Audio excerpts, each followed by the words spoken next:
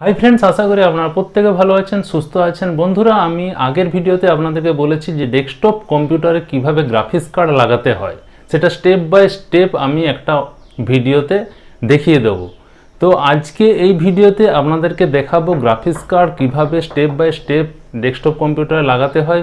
আপনারা ভিডিওটা দেখতে থাকুন শেষ পর্যন্ত। চলুন ভিডিওটা স্টার্ট করা যাক।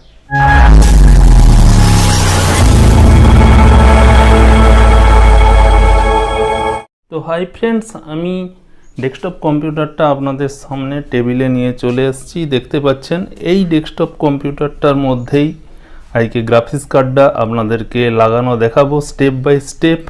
আর আপনারা দেখতে থাকুন পুরো ভিডিওটা। তো প্রথমে আমি এই ডেস্কটপ যে সিপিইউটা দেখতে পাচ্ছেন, এই সিপিইউটা আমি শুইয়ে নেব, তাহলে শুইয়ে নিলে গ্রাফিক্স কার্ডটা লাগাতে সুবিধা হবে। তো চলুন আমি শুইয়ে নিচ্ছি।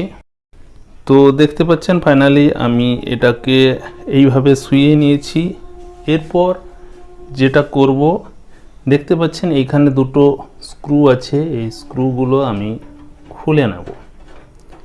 তো স্ক্রু দুটো খুলে নিচ্ছি, দেখতে পাচ্ছেন। তো স্ক্রু দুটো খুলে আমি এখানে রেখে দিলাম।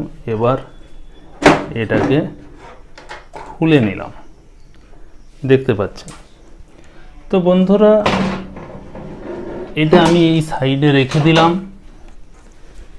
এরপর আপনাদেরকে ভিতরে দেখাই কি কি লাগানো আছে। আপনাদেরকে প্রথমেই বলি, আমি কনফিগারেশনটা আপনাদেরকে বলে দিই।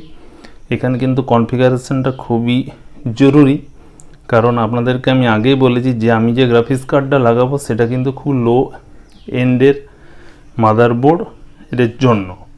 যদি হাই এন্ডের মাদারবোর্ডের জন্য হয় তাহলে কিন্তু বন্ধুরা আপনারা 1050 জিটি যে জিফোর্স জিটি 1050 যে গ্রাফিক্স কার্ড আছে সেটা লাগাবেন, বা তারও উপরের দিকে যেগুলো আছে সেগুলো লাগাবেন।